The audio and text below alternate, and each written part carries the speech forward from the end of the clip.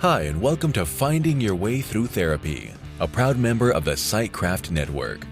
The goal of this podcast is to demystify therapy, what can happen in therapy, and the wide array of conversations you can have in and about therapy. Through personal experiences, guests will talk about therapy, their experiences with it, and how psychology and therapy are present in many places in their lives, with lots of authenticity and a touch of humor. Here is your host, Steve Bisson. C'est pas toujours facile de trouver une bonne introduction. It's not always good to find a good introduction, but this one's pretty good. Welcome to episode 152. If you haven't listened to episode 151 yet, I encourage you to do so because it was my co-host, Courtney Romanowski. She had a great interview with someone that she felt that was really, and I loved the interview personally, Maya Benatar. I hope you enjoyed the interview as much as I did. But episode 152, I can't believe I'm up 152, getting close to the anniversary, will be with the Mental Men. And you've heard of Mental Men before. They've been on a few episodes. I think we're on like episode number 3 or 4 now.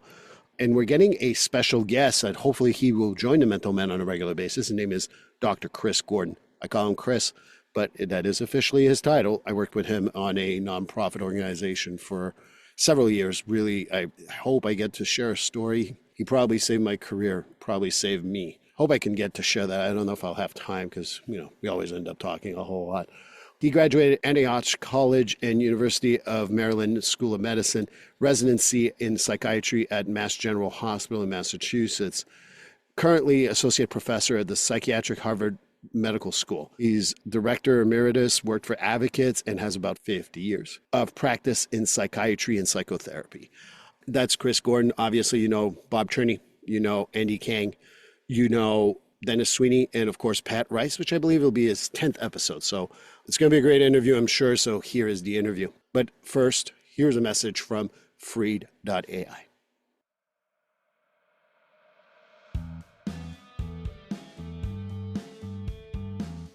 GetFreed.ai. Yes, you've heard me talk about it previously in other episodes, but I'm going to talk about it again because GetFreed.ai is just a great service.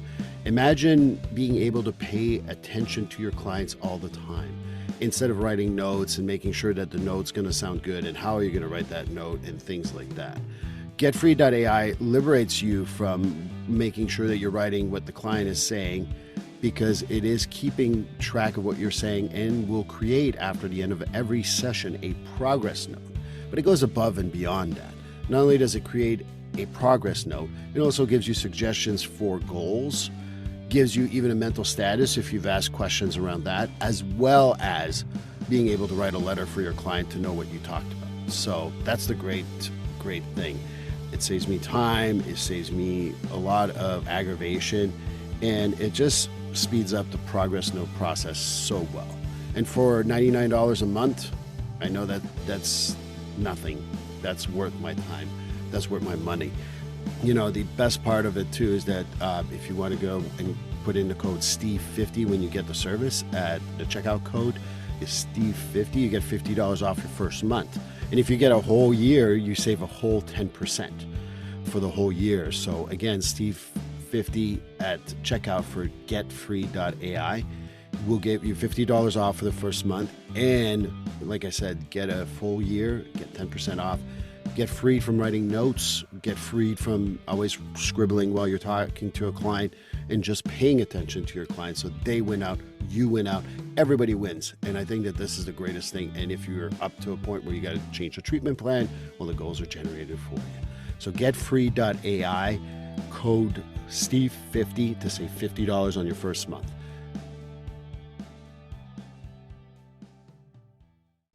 Well, hi, everyone, and welcome to episode 152. This is great because we're going to have the Mental Men Plus. And what I mean by the Mental Men Plus is it's going to just be the Mental Men by the next time we have another episode.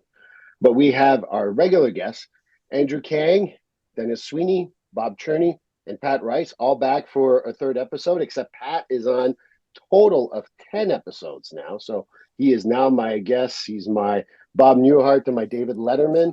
And for you young people, You have no freaking clue what I just said, and that's fine. You can just pretend you go, oh, yeah, yeah, yeah.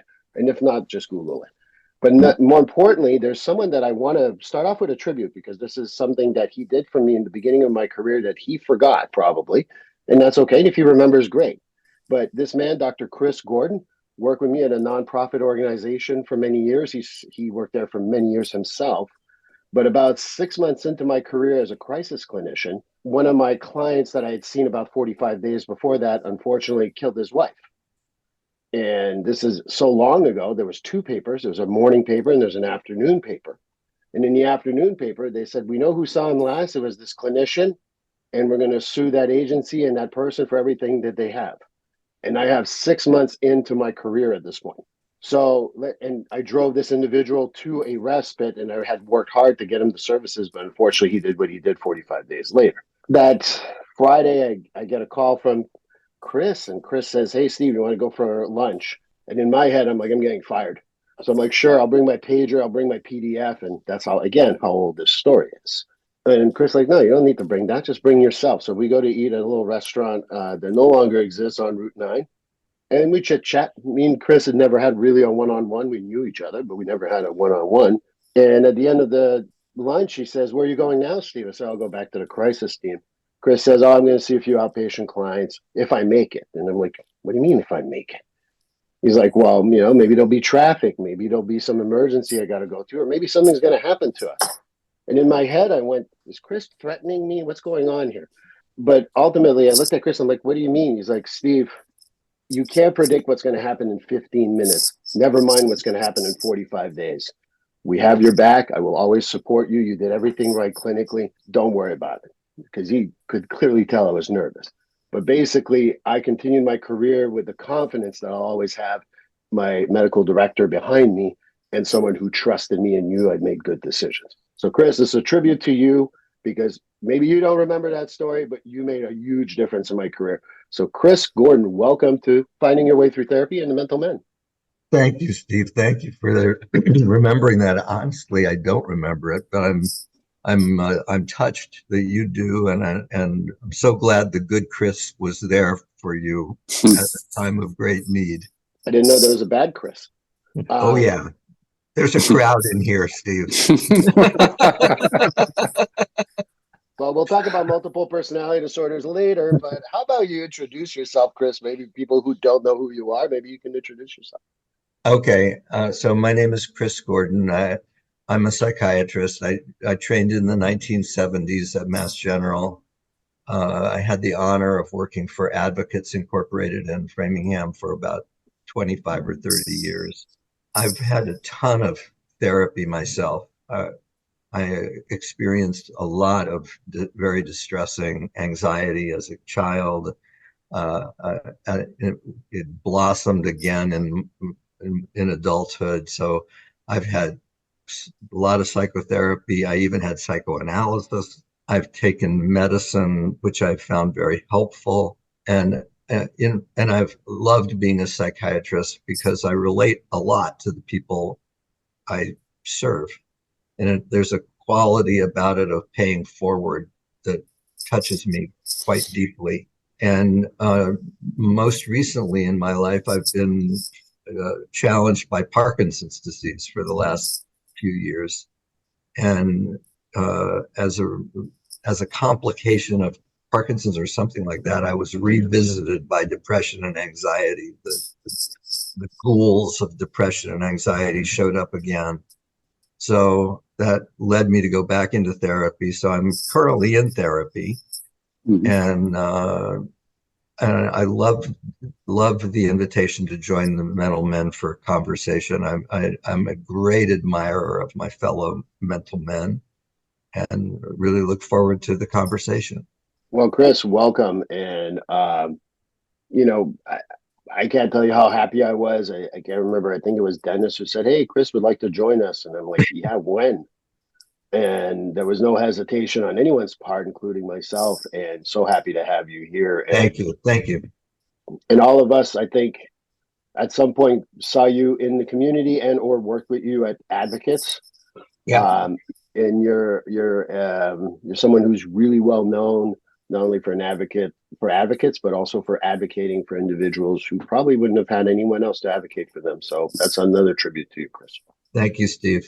How about the rest of you introduce yourself? Now it's going to be boring because, Chris did the whole big presentation. You guys go next. How about we start with Andy? Hi, I'm Andy Kang. Been here before. Happy to be back.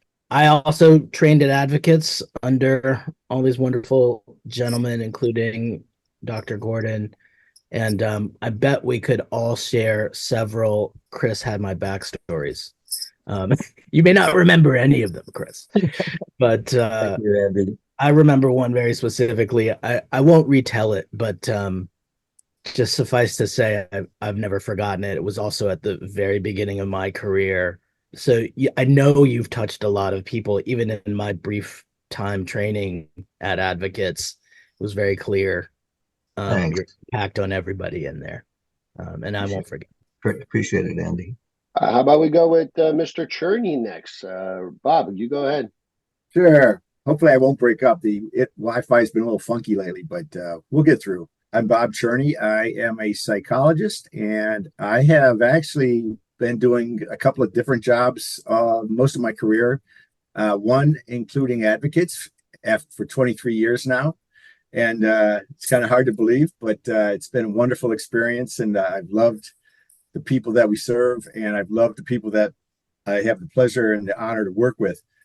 And I have to say something, because Chris, you always did something that I always admired, especially I think the longer you were in the field, you started saying, maybe we should minimize medicine for some of these folks, in the sense of some people get a lot of medicine prescribed to them, and it crosses itself and sometimes hurts the clients.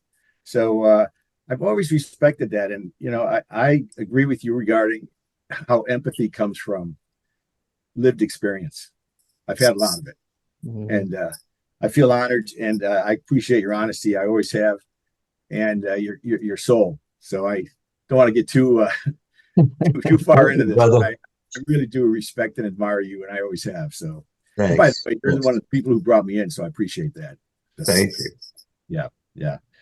And I also have a private practice now, and I'm still rolling along. So that's where I stand right now. Well, continuing these tributes to Chris Gordon, how about we go with Dennis Sweeney as next?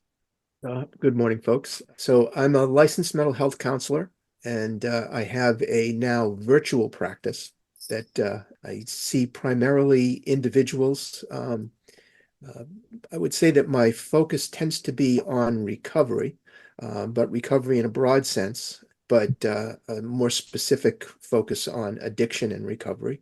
And I also run a group, and I'm really glad to be back here. And Chris, I won't recount, but I will reinforce that there was a specific situation, actually more than one, but one specific situation that you really had my back. And I've been grateful ever since. Glad to hear it, Dennis. What a back it is. Yeah, in French that means something different. So we'll share. I will share you off there what that means in French. But last but certainly not least, and on his 10th episode, Mr. Pat Bryce.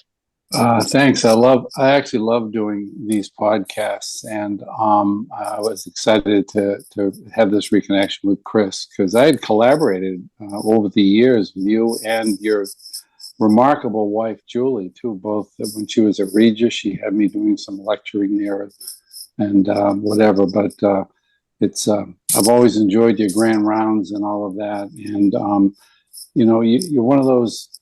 You're one of the few extraordinary psychiatrists I've actually met in my lifetime. There's been a special few that just, I think, really get the human condition really well. And I really loved him. Much like you, I've been in practice probably 35 years or more now. And, and half of that practice, I was in therapy. I was in medicine when I needed it too early on for a lot of the stuff that I was dealing with. And so, it's like I'm not only, an executive in the hair club, I'm a member too, that type of a thing. We take our own advice, and it's your authenticity that has always resonated with me as the greatest thing you give to yourself and colleagues and patients. And I'll say one thing that is not, Chris is not a part of this, but eerily, and I never knew it, is that I had at about a year in practice in a public detox, I had the same experience you had, Steve. It was, an eerily similar thing. And again, the powers that be there was probably my mentor and an AA sponsor, a chaplain at the hospital. We all knew Dick Fleck, that really told me that, she said, just broke my anonymity, didn't I, in public? I'm not supposed to do that. Forgive me. But he was basically the one that guided me through that we're only responsible for effort, not outcome. And if your effort is motivated by your good training and your heart, you're motivated by love and believe you're doing the right thing for people. You're not responsible for what they go out and do.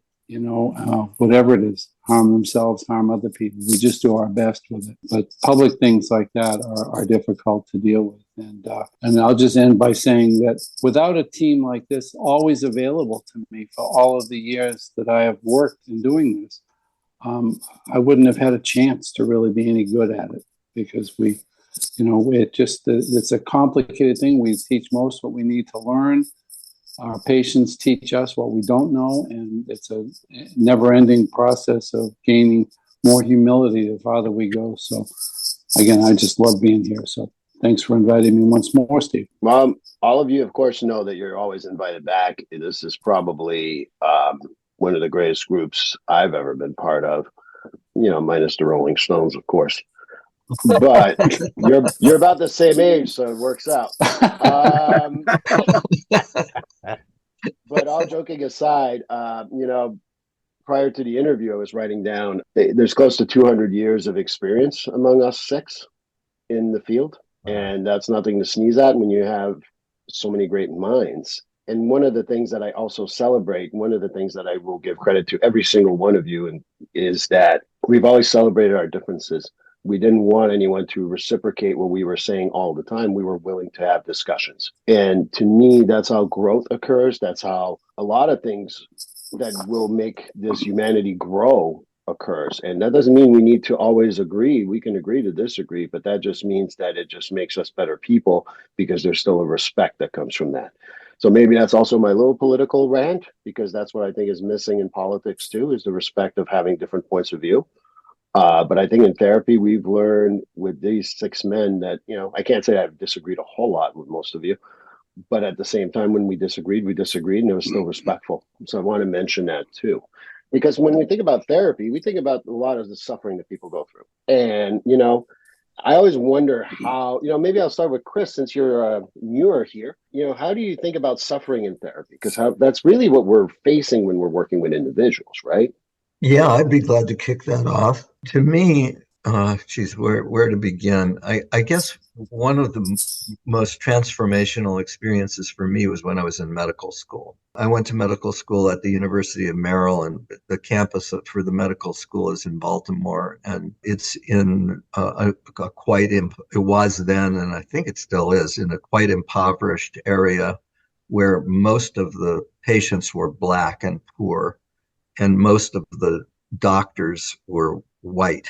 And the care in the inner city was by and large quite poor. So when I was a medical student and I started to go up, the first 2 years of medical school are class-based, and then the second 2 years are on the wards, seeing people in the hospital. And when I got up into the wards in the hospital, I'd meet these folks who were quite ill and often unclothed, in gowns and stuff. So they were exposing their bodies to me, and their extreme vulnerability was just so moving. And the idea that I was meeting them at this moment, and it became very clear that if I entered that moment with friendliness, warmth, kindness, gentleness, generosity, neighborliness, that the person responded almost always with just relief, reciprocation, and gratitude. And it struck me, and I had a lot of poor white people too in those beds. And I remember putting my hands on this woman. She must have been about 80, old white woman, putting my hands on her body to palpate her internal organs as part of the examination. And I thought, my God, this is probably the first time in years that anyone has touched her body in this manner. It just made me feel like this is a sacred moment, and my opportunity to be in this relationship is a sacred moment, and that feeling has never left me.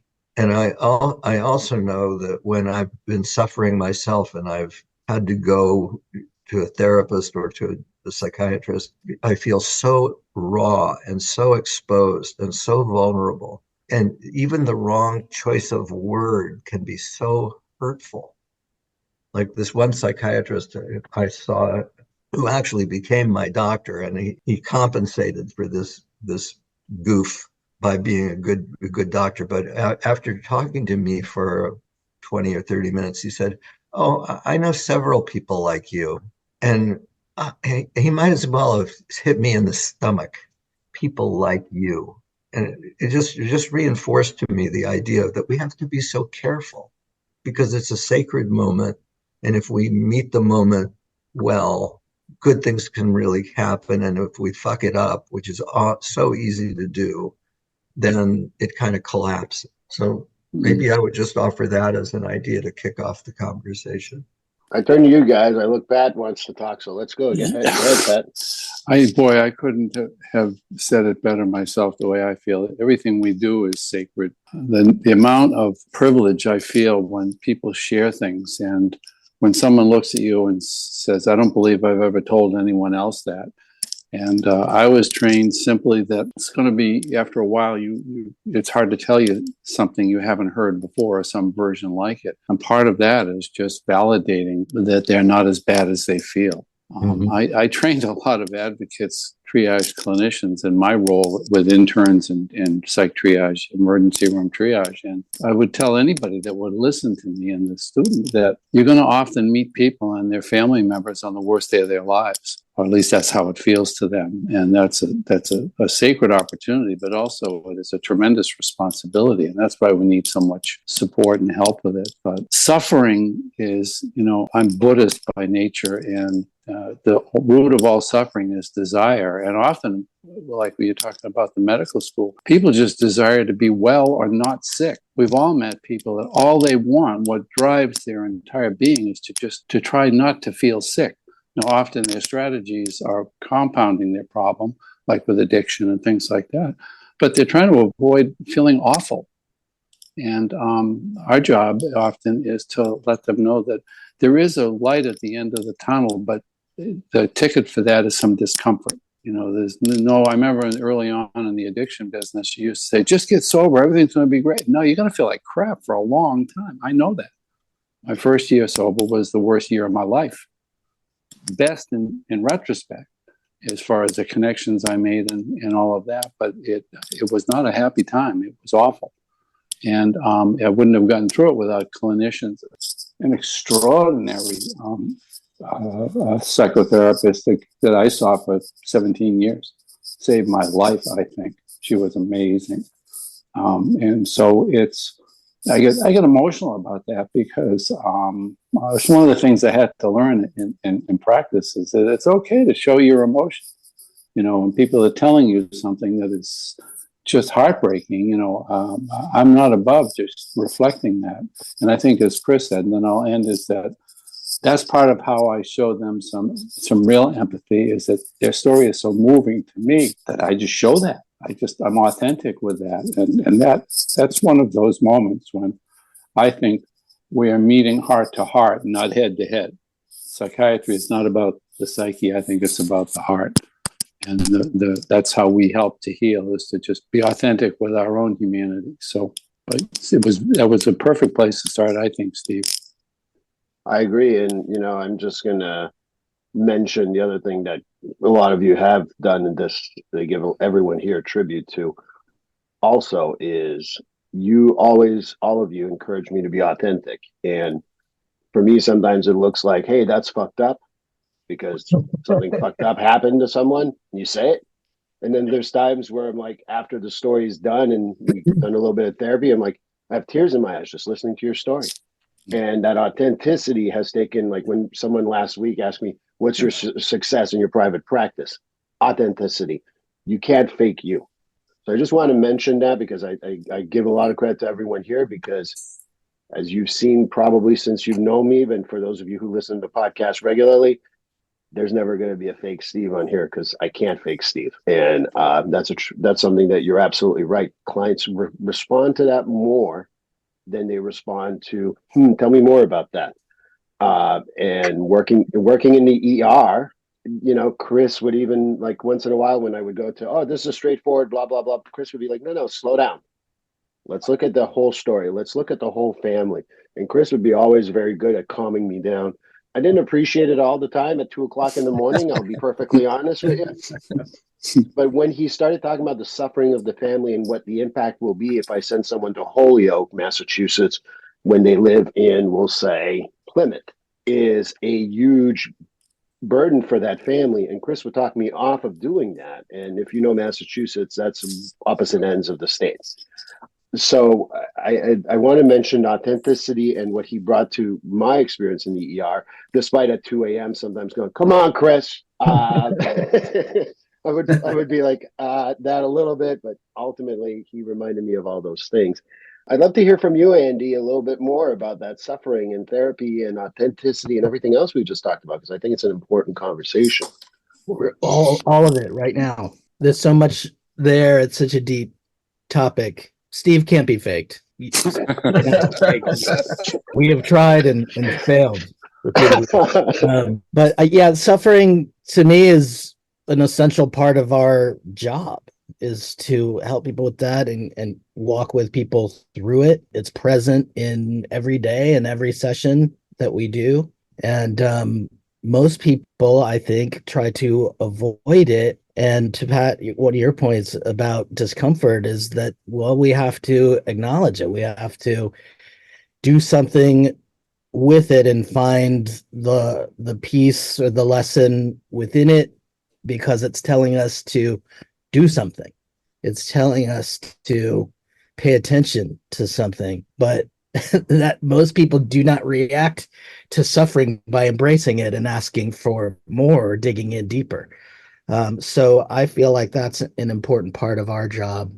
One comment to just ping pong off something you said, Chris, about your great therapist who let you down initially.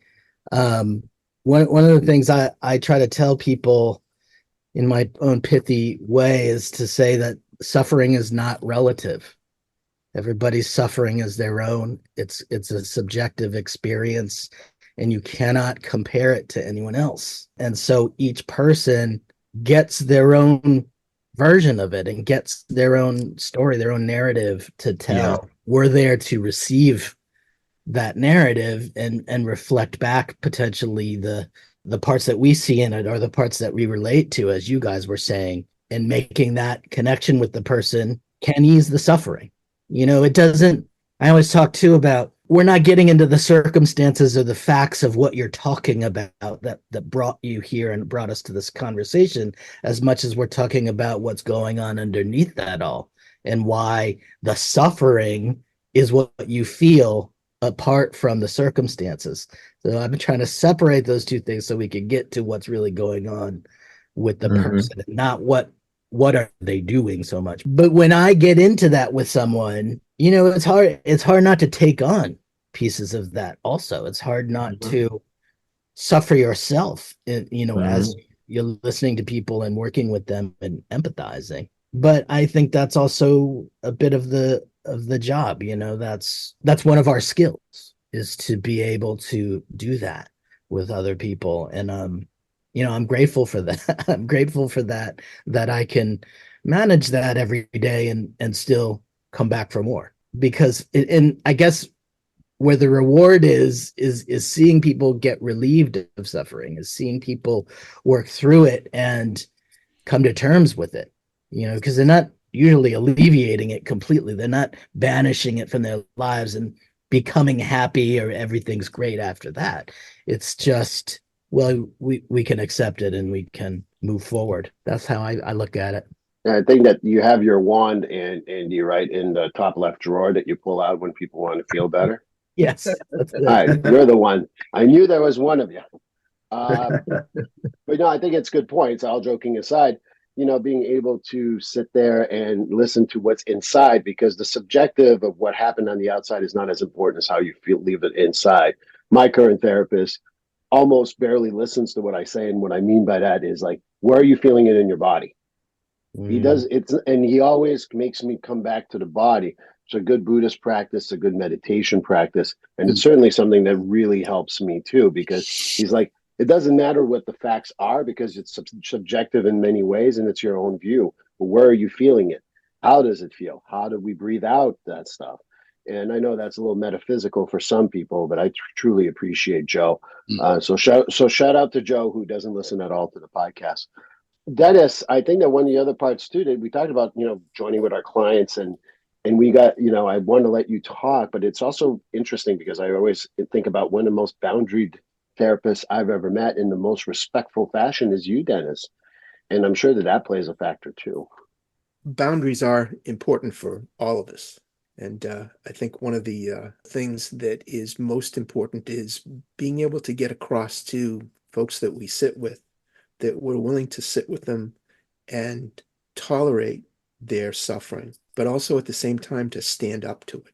And I have to say that in thinking about this, each one of us has been available to the other's suffering at some point in time. And that's important, because part of when we stand up to the suffering, when we engage the suffering, some of it gets inside, and we need to have ways to be able to help ourselves to move through that ourselves. And that's, I think, part of the authenticity, but it's also part of the boundary, and recognizing that there is so much that we can tolerate, and then we need to recognize that we need to be able to empty it. So I think that there's different aspects to this dynamic of suffering, because it's a mutual process. It's a mutual therapeutic process. Can I just say really quickly, I think what Steve said about you, Dennis, that characterization of you as very boundaried, very present. I've had the privilege of working beside you with a couple of clients, and that's absolutely stone cold accurate about you. Your steadiness, your presence, your unwavering commitment to the process. It's very inspiring. Thank you, Chris. Yeah. Again, you've provided the same for me. Thanks. For those of you who might be walking into this conversation, this is not a mutual admiration club, but a sincerity. It's a sincerity club, because I think that this is the stuff that, even if you saw most of us work together 10, 15 years ago in the same environment, would have been a similar conversation, maybe not as flowery in some ways, but at the same time, we were like, that how I've characterized my relationship with Chris and Bob and Dennis and Pat and Andy is that it's respect. And it's also being able to bring in a little goofiness, a little bit of what comes with the work that can be difficult, but also having that space, because the suffering that we go through, and I think, Dennis, you make an excellent point. There's a cartoon that you'll see on some social media where someone always puts their hand on someone who's suffering, and the black of that individual goes on to them and goes on to them and goes on to them until they're all black. And how therapy is, and also having self-care and doing things for ourselves, removes that from us constantly carrying that. Because the suffering, is shared. I mean, we learn empathy, but it's hard not to have sympathy also when you have so many people with suffering. And I don't know what your experience is, Bob, but I'd like to hear more about it. Well, I think you've all made some wonderful points. I agree with all of them. And the sacred moment idea is something I'm aware of in most sessions, and especially when people say, I've never told this to another human being. And it's happened so often. And when I supervise some of the younger people coming into the field, they'll say that, you know what this person said to me? They said to me, I'm the only one they've ever told that to. And I said, you're going to hear that many times in your career. And it is a sacred moment. When I was younger, wise old therapist of mine said, there's three things you need to build for the therapeutic alliance. And Chris, you encapsulated this when you were talking. You want to make the person feel safe, respected, and understood. And those three things, safe is something that I think some of us don't understand how deep that can be. You know, we talked about the boundaries, but the authenticity is the counterbalance to that. And I think that those two things play off each other. You know, we can be boundary, but we can also be extremely authentic. And people know that, they can feel it. And that's one of the ways I think we hold clients in a caring way, by being authentic, understanding them, and trying to help them walk through the, you know, their trauma, whatever it is. And we have to meet them where they are. Everyone is different. I've always been struck with how some people will walk in and they'll say, I've got this horrible problem. My printer went down yesterday. And I had somebody say that, and I said, well, how's the rest of your life? And he goes, I don't have any problems. And that was one extreme. And then you've got people that come in with horrific lives, that they've suffered so much. But I think we need to meet them both where we are, where we have to let them know we're with you, we care, and let's see what we can do to read the signal that is your suffering, learn from it, and then kind of move on. How do we make it different? How do you make it different? And what do you have to do without judgment or shame? I mean, I think that, Chris, you were saying it, sometimes just a word or two can be really damaging, and you can see it in the person. I mean, if you're paying attention, you see it, the person, right, and you feel it. And I think sometimes I'll often say, correct me if I'm wrong, but this is what I'm observing, or this is what I'm seeing, or this is what it feels like. And I really give a lot of, I think I was going to use the word power, but I think it's just trying to help the client realize they do have something important to say. I want to hear it. And it is something that's worthwhile. I'm a big fan of the two theories of attachment theory and of self-psychology. And so a lot of my stuff, Dennis, when you were talking, or I guess it was Steve saying, at 2 a.m., Chris wants to go into what's going on with the family. The family's critical. Mm-hmm. And I think it took me, we have people that are coming into the clinics all the time with CBT, which is a great theory and a great practice. Don't get me wrong. But the family and the situations that are part of growing up, they shape the person. They develop the person, and they also will impact their relationships for the rest of their lives. And some of it's wonderful, and then some of it's pretty horrendous. So just I'm a fan of that. So I try to allow the individual to be themselves. I need to have the courage to step into their suffering with them. And I also feel like I do what I can to give them hope. Well, I think that when you talk about CBT, I mean, that's my education. What are you doing, man? It's throwing everything off. It's fine. But all joking aside, I think none of us use one theory. And I think that's a little bit of the misnomer that happens a lot with people leaving school now, because I don't use CBT exclusively. In fact, there's days I don't use it at all. And I think that a little bit of that, we can go into theory as we want, because self-psychology, I think that if we have another episode in us, I think that a lot of people want to hear about self-psychology, because it's not something we've touched on here and there, but I think it's something that people could really benefit from. But again, not singularly. One of the things I talked about suffering, and I want to throw a little spirituality in that. Pardon my old, I'm like Pat. I practice Buddhism principles, and one of the things that life is suffering is part of it, and suffering is due to desire, and it takes time to go through it. And part of our job, and I think to put in a Christian belief, is walk through the valley of darkness. And part of what our job as therapists sometimes is to hold that hand through the valley of darkness. And I'm not trying to make it religious, but there's a spiritual journey that goes with that in the suffering, because most people, I joked around with the wand, but I've recently had a couple of people like, I'm not feeling any better. Yeah, you're right. 3 weeks for 20 years of trauma. You're right. I'm not that good. And trying to explain that the suffering is not something that we want them to get rid of quickly because we need to walk through that suffering in order to get to the other side. I don't know, Pat, I'm turned to you because I turn to a lot of like spirituality around here and we have similar thoughts, but I want to hear more about that whole process because it's suffering is not like, oh, Chris has, no, I don't have the wand, but Andy does, or Chris does, or Dennis does, or no, none of us do. And it's walking through that suffering. Sometimes that's the hardest part for some people because they've suffered for so long. The fountain of youth is to keep your legs as strong as possible, I believe, and to always stay curious. And in the last 10 years, I've been shifting away from traditional practices to energy work and the quantum frequency healing, which is where our field is going in the next generation's lifetime. But it's really amazing and to see that. And so I focus a lot on the energy. You know, we all speak to that. Is that what is emanating? What are you experiencing in the connection to the person, the patient, the client? I was trained by Dennis in the late 80s. Dennis was my initial intern supervisor. And I still channel Dennis. When it's all hitting the fan, I actually see Dennis's face. I really do. Which some of his patients can tell you that I've known or referred that I can do Dennis really well. I won't do it here.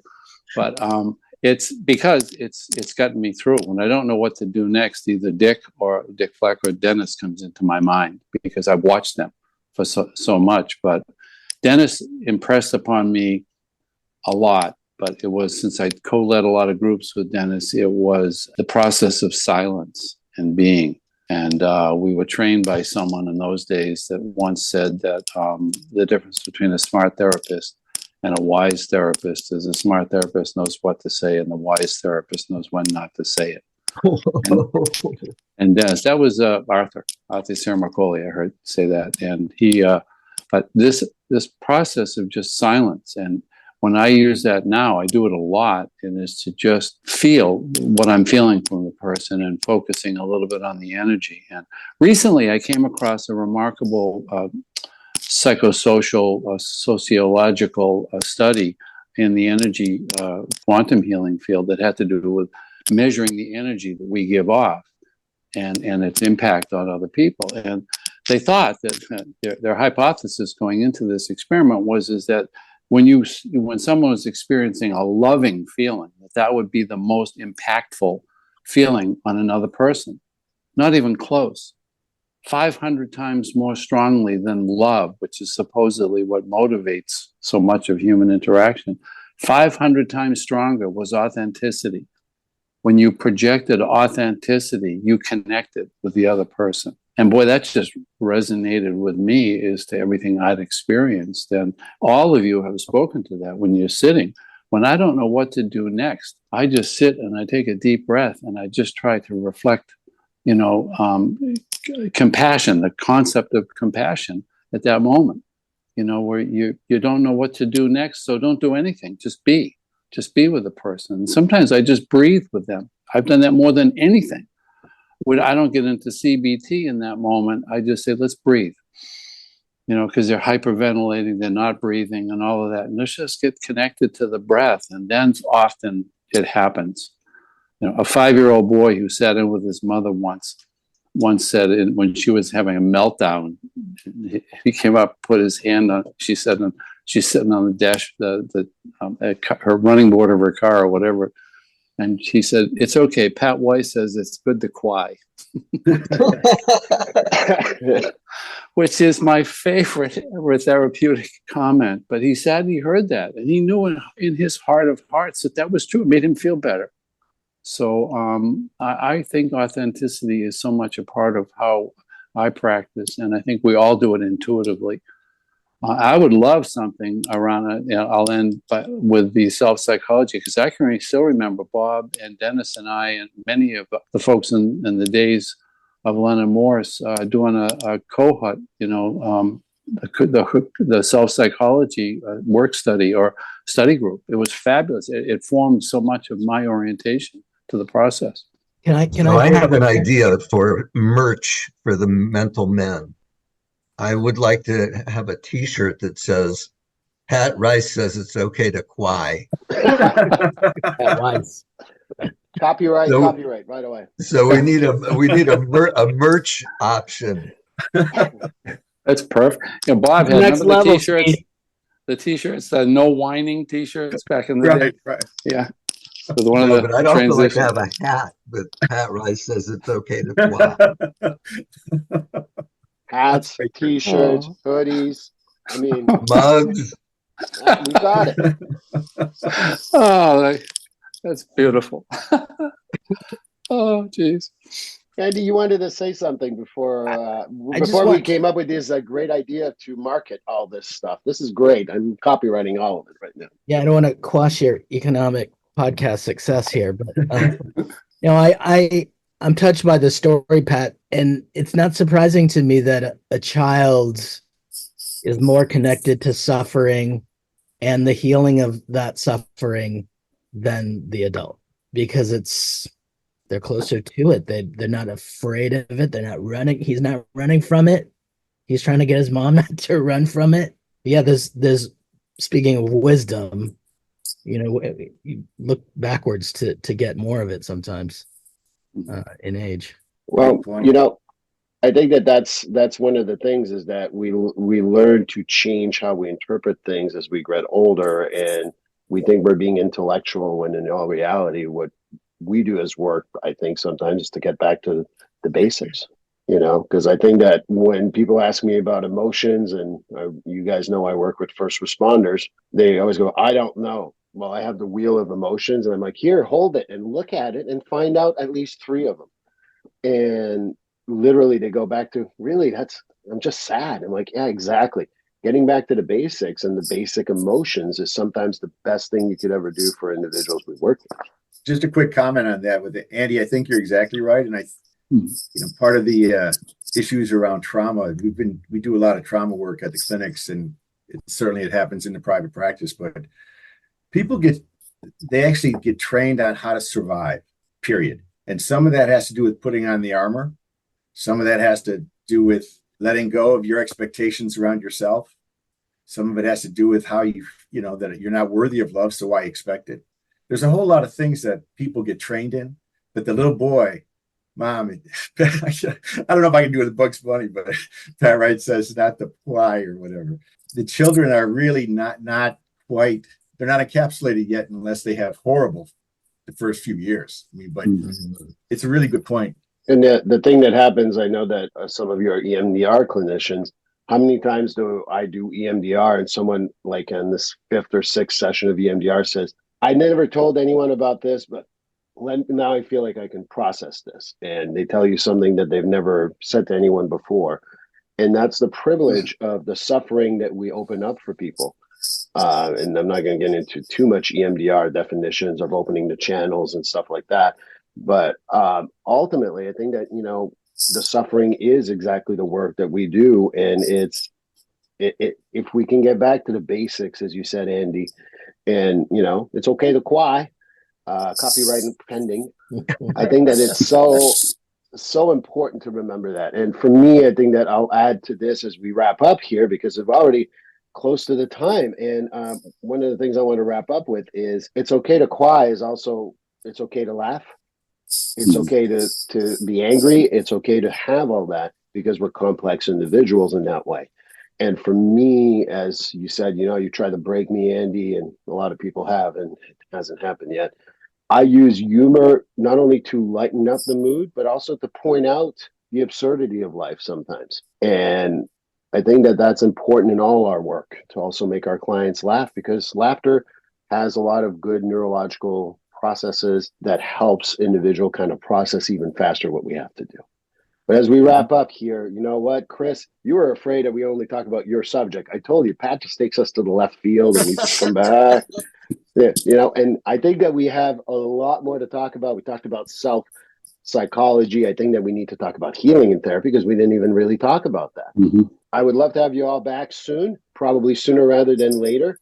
And one of the things that I also want to make sure you understand is, from the bottom of my heart, I love all of you. And that's one of the things that I've learned in my career and in my life. I don't take love for granted. And I can't tell you how much I love all of you. And I can't wait to see you on the golf course. Thanks, Steve. Love all you guys. Thanks, Steve. Yeah. Sounds All right. great. So Thank let's- you for let's- having me. I'm so glad to join this group. This is Oh, wonderful. gonna join welcome us again, aboard. right? Yes. Glad to have you. We love having you. Thank you. Chris. Thank you. We just remembered how much we need Chris Gordon in our life. If I Chris could make Gordon a says comment, it's okay to cry. if I could make a comment about healing, what folks saw today with us is part of the healing process. Yeah. And we prove it on the golf course. 4 of us play golf a lot, so it's true. You know, it's a beautiful thing. I so cherish these relationships, and sooner is good for me, Steve. I'm all in. Chris, you better be joining us too. I'd love to. I'd love to. Okay. This was great fun. Do it. Well, thank you guys, and I'm gonna talk to you soon. Well, this concludes episode 152. Everyone, I can't say all their names again. I'll just say Chris, Andy, Bob, Dennis, and Pat. Thank you so much. Dennis is the only one in me not having a nickname, I guess. But thank you so much. I know we're going to have each other on again. I can't wait to have you back on. But episode 153, which will be my 3-year anniversary, which I can't believe I've done this for 3 years. I hope you've enjoyed a lot of these episodes.